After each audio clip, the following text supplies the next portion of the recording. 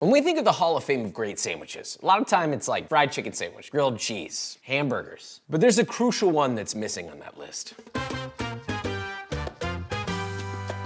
This is the torta to end all tortas, at least to me. Crispy, ultra thin, crunchy beef, all sorts of salsa, topping, mayo. I mean, it is the perfect mixture of textures, flavors, and just all the tastes. Like, you know how some of the greatest dishes have all 5 tastes? It's like sweet, salty, sour, bitter, umami. It has it all. That's the beauty of this dish. So let's make it, shall we? So we're gonna start by making a simple chipotle salsa, then we'll make some refried beans, slice, season, bread, and fry our beef. And then finally, we'll assemble and serve.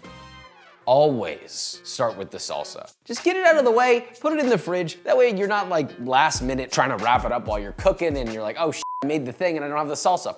Not good. So 4 large Roma tomatoes onto a wire rack set directly over an open flame. What if you don't have an open flame? Get a blowtorch. Blowtorch will speed it up. Yeah. The whole point is to essentially char the skin on these. You don't have any source of a flame? Put them in the broiler. Char them that way. You don't have a broiler? Then don't char them at all. You don't have to. It's just a little extra flavor. There is one other thing this does do though, and that is it helps kind of remove the skins from the tomato, which will slightly improve the texture. Now, once those are charred for the most part all over, pop them into a bowl, and you'll cover those with plastic wrap to kind of steam a little for like 5 minutes. To finish the salsa, you will need a blender. You can also do this in a food processor. You could also probably do this with a stick blender if you have one. You could just take a knife and chop this up. Another thing you could do is a mortar and pestle. I'm giving you all sorts of ways to do this. You're running out of excuses. 1 whole can of chipotle peppers in adobo. This is a 7-ounce can. You're just gonna dump the whole thing in there. Rinse the can out, a little bit of water, toss that around, get the remnants out of there. Bang, dude. I didn't fill that all the way up. It was like a couple tablespoons. Then you're gonna add a tablespoon of white distilled vinegar, a teaspoon of sugar, just a little sweetness, and 3 cloves of peeled garlic. Oh! What about our tomatoes? I'm not against putting a little bit of char in there. I think it adds flavor, I think it looks nice. I'm gonna peel a little bit of it off, but honestly, even if you didn't do that, it's not a big deal. All right, now before I season this with salt, I'm gonna blend it first until as smooth as possible. All right, touch of salt, just a touch. Doesn't need too much. All right, done. Beautiful, spicy, smoky, a little bit sweet. I mean, it's really a beautiful bread. That's ready to be used. Now, let's make this torta. Pinto beans. I wanted to make this easy, okay? You don't have to soak beans for this. You can just use canned, it's fine. But we're making a sandwich. I just want them to taste really, really, really good. So 1, ideally medium. This is a huge white onion. And you're just going to give that a rough dice. So to do that, you're gonna cut little fingers about 1/2 inch wide, make 1 long incision across the center, and then just cut across the same width as your fingers, except the other way. Again, on the other half, you have a chopped onion. For the garlic, I'm just gonna thinly slice that. That's it, nothing crazy. It doesn't need to be perfect, just try to keep it relatively even. And then we got 2 beautiful serranos. I'm leaving the seeds in. You wanna take them out, you can take them out. So cut the tops off and then just slice those a little thinner than your garlic. I prefer to slice these thin just because I don't want a giant chunk of serrano in my bite. I want even little thin bites of spicy serrano throughout my beans. Okay, now we're gonna move over to the stove. We have a large pot. I'm adding 2 tablespoons of unsalted butter and 2 tablespoons of lard. You can substitute the lard for all butter and then just do a total of 4 tablespoons of butter. You could do all lard. I'm doing a 50-50, right? Even keel flavor. Once that's fully melted over medium heat and hot, you'll then add your vegetables. Now you're gonna add a touch of salt and pepper to taste. And you're gonna saute that over medium heat, stirring often for about 3 to 4 minutes or until the vegetables are softened and for the most part cooked through. All right, that's done. Now we have 2 cans of drained pinto beans going in. I prefer to use dried beans that are rehydrated, but they take a long time. This is a quick and easy way to do it. Now carefully toss those together and then let that just cook, stirring occasionally until heated through. It'll take like 1 to 2 minutes. Now, we're going to add them to our blender. Woo! This could hypothetically also be done in a food processor, although I do think a blender will get it much finer. Blend that on high speed, using a tamper if necessary until as smooth as possible. Some people like theirs a little bit more rustic and chunky. If you want to do that, that's fine, but I like mine silky smooth. At this stage, you do need to taste it, make sure that it's seasoned to your liking. Pinto beans are almost a little bit on the sweeter side, so you might need a little more salt than you think. I'm adding a little bit of chicken bouillon, that is Knorr, but you can also use really any chicken powder. So add salt at this stage if needed. Ugh. Yeah, I know what you're thinking. First of all, what is that? Second of all, where the hell do I get that? Really, all you need is beef top round that has been sliced thin and pounded out. You're gonna do one of two things. Either buy a top round. This is an entire one from Pullman Market. Our friends at Pullman Market really hooked us up, okay? We asked for a top round. They gave us this. So this is a whole top round. Most of the time you'll get a small piece, just slice it thin, pound it out. But if your butcher has Milanesa de Re, get that. It's already prepped for you. You can actually skip this entire part. That said, let's break this thing down. So you'll notice it's actually made up of really 3 pieces. I'm gonna split those off. So I'm gonna split off this outside bit, I'm gonna split off this outside bit, so I'm left with this beautiful, almost perfectly even center cut piece. These 2 pieces we'll use for something else, but not part of this recipe. Now, for the actual Milanesa, you need to sort of look at the way the grain's running. We're gonna cut against the grains. I'm gonna cut this part off actually as well, so we get even slices. Look at that. That is some of the craziest top round marbling I've ever seen. Sorry, I had to. So we're gonna cut these into about 1/2-inch thick slices. And you're gonna want 6 1/2-inch thick slices, and then of these slices, we're gonna pound them out to 1/4 inch thick. Again, if your butcher can do this for you, just look for 6 slices of Milanesa de Re. Now, let's pound these out. So to pound these out, it's actually very simple. You can take a slice, lay it on a sheet of parchment paper, and then fold that parchment paper over. Or you can put another sheet on top, whatever. Okay, using the flat side of a meat mallet, you're just gonna lightly pound that out, making sure that you're giving it even a pressure. I don't want you to hit one spot over and over. Go evenly over the whole piece of meat. Take your stress out on it, but not too much. Because we only want to pound this to 1/4 inch thin. Actually, technically you can go as thin as you want. Some places actually will pound them as thin as paper, which in many cases is optimal, especially if your beef is much leaner than mine. We happen to have a very fatty piece, which I love. So choose your own adventure. If you prefer to go extra thin, go extra thin. I wanted mine thicker to really enjoy the quality of the marbling in this. Look at that, dude. I'm gonna season this on both sides with kosher salt. We're seasoning this all the way at this stage, so don't go light. You're not really gonna season it that much again. You can also add spices to this, but I just wanna taste the beef. We got a lot of other toppings on here. I'm just going just salt. Set to the side and repeat with the rest of your beef. All right, now once that's done, we're gonna pop this in the fridge while we finish up the rest of our breading station. We're essentially using a 3-step breading system. Flour, egg wash, breadcrumb, but it's very specific. For the flour, I want just a little bit of something in there, right? So we have 1 cup of all-purpose flour. You could just do all-purpose, or you could add a teaspoon of salt, 1/2 teaspoon of MSG, 1 teaspoon of garlic powder, 1/2 teaspoon of onion powder, a teaspoon of black pepper, and 1 teaspoon of Knorr chicken bouillon powder. Whisk together until thoroughly combined. And then you'll dump that onto a plate or onto a 1/4 baking sheet, whatever you have. Now, that's that one. The next one is gonna be a egg wash consisting of 3 whole eggs. You can also add a little splash of water, just a little to help with volume. And then just whisk those together until completely mixed and homogeneous. All right, dump that into our other plate or 1/4 baking sheet. Spread that out.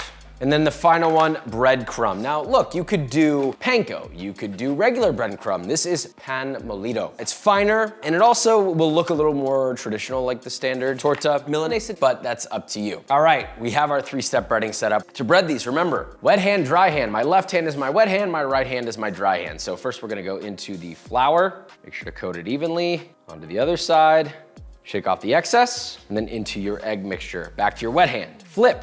Coat thoroughly. Make sure there's no dry spots at all, please. As much as you can avoid, at least. Any dry spot will basically become a bald spot when you fry it. Now, finally, into the breadcrumb. And back to dry hand, sprinkle some of that on, and coat completely. Every single nook and cranny. Don't be like, oh, I don't care about that one. No, you have to care about every spot. Care about every layer of surface area in this. Now, pat that out so it adheres. Shake off the excess, and then again, I like to get the other side sprinkled as well, just to make sure we're hitting it on all angles. Make sure the edges are coated. I also like to sprinkle my landing zone with a little bit of breadcrumb, just so that it has something dry up against it, that when this does begin to rehydrate naturally, it'll absorb more breadcrumb.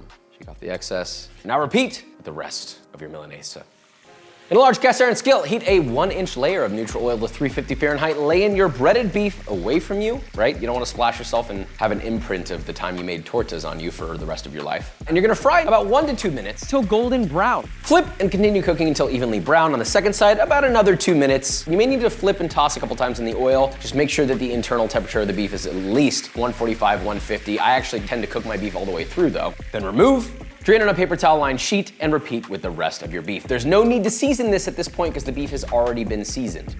These 3 items will be our toppings. You may include all of them. You may also include none of them. It's really up to you. You might be thinking, should I add lettuce to this? No! Because I was gonna add lettuce to this and my dear friend Gabby said, no lettuce. So, tomato. I think this is a contentious choice because if you add tomato, it does kind of add a wateriness that takes away from the flavor. So choose wisely, make sure it's a very flavorful and sweet tomato. If it's not tomato season, maybe don't use a tomato at all. Now, if you do use a tomato, I want you to cut it as thinly as you can. It doesn't have to be like paper, but I do not want 1-inch thick slices of tomato. There's nothing that annoys me more than seeing a watery tomato the size of Mount Olympus on my sandwich. It's like, what is this, a tomato sandwich? All right, we have our tomato. Now, this is just me being very anal. You're gonna season every single tomato lightly with salt on both sides, okay? And then when you're done with these, take a paper towel and lay your tomatoes on that paper towel. Doing that will grab all the water that's about to be pulled out of that tomato. They're very, very watery fruits. Again, very anal, not a necessity, personal preference. For the onion, I want this sliced very, very thinly into rings. So just remove the top, leave the stem attached, and then you're going to just remove that first layer of skin along with the first layer of onion. The first layer of onion always kind of sucks, so I just take it off. Now, from there, you can cut them very thinly into rings with your knife. If you have a mandolin, this is the time to crack it out. And you're gonna cut this pretty much as thinly as you can get it without it falling apart. I still want singular rings, so let that be your guide as you're getting it thinner. The second it stops holding its shape, you know you've kind of gone a bit too far in terms of thinness. Oh yeah, that's nice. Okay, you probably never use a whole onion for this recipe because it's just so much onion, but that looks very nice. I'm happy with that. Now for the avo, you're gonna cut that in half lengthwise, roll your knife around so you meet with your previous cut line, and then just twist, separate, okay? Now, you can split this again and quarter it, and then just honestly split the quarter again and you have an eighth, and you can throw those on if you want them really thick, or you can slice it very thin. It's up to you. I will actually quarter it though, just to make it easier to peel. Quarter!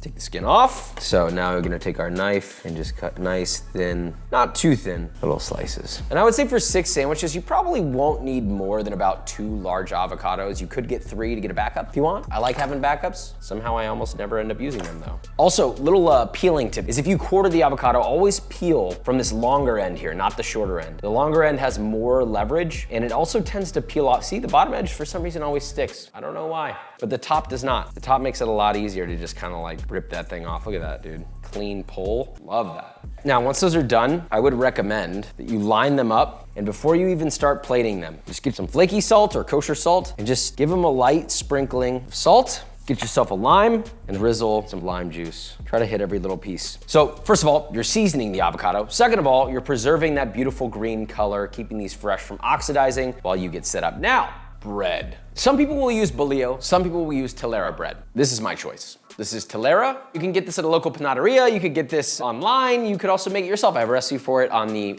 main channel. We're not making it today. You don't need to make it. Honestly, most bakeries will probably make it better than most of us if we're being honest. So get that bread. You're gonna split it in half so that it may be adorned with your delicious torta toppings. See, just like that. I'm gonna do that with 6 of these bad boys. Now to assemble.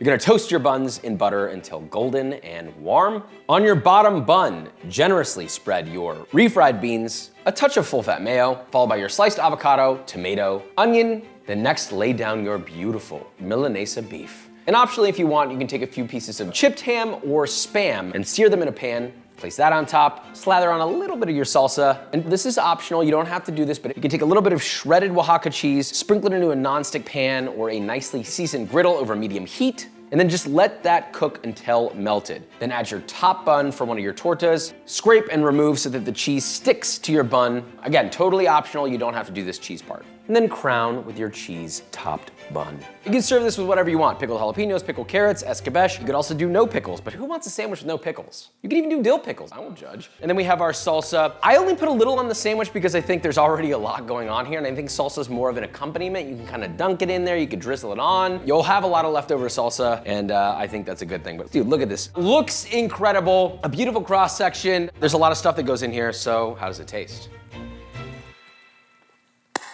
If there were a sandwich hall of fame, this is the first one going in there. I don't mean mine specifically, I just mean the holistic concept of torta milanese. It's the crispiness of the beef, the softness of the bread, and then all the nice toppings. You can put whatever you want in here, but this combo is what I want. No lettuce, nothing that's diluting the flavor. Even the tomatoes, they add something here because we drain them a little bit. The avocado is creamy. I mean, God, there's so much in here. I don't even know if I can describe it all. But the beef is really the star here. The edges are so crisp and crunchy, but the inside's so just tender and fatty and delicious. This is a sandwich. We've all had our fried chicken sandwich. We've all had our turkey club, BLT. Get those out of here, man. I mean, look, they're in the Hall of Fame too, but this, if you've not had before, you need to add to your list right now. And you got a recipe, the link's in the description. Love you, subscribe, bye.